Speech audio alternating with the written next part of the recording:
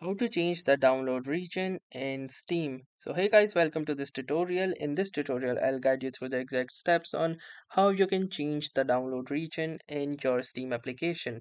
So in order to change the download region, you need to simply follow these easy steps. First, click onto the Steam option at the top left. Then when this menu appears, click onto the settings option. And then within the settings option, you will need to click onto this downloads option. Now, once you have clicked onto the downloads, you can see the first option that is download region. So currently it is set according to my location, that is India, Delhi. Now, if you want to change it, you can simply choose another location and then you will need to click onto this restart now button so that this effect takes place.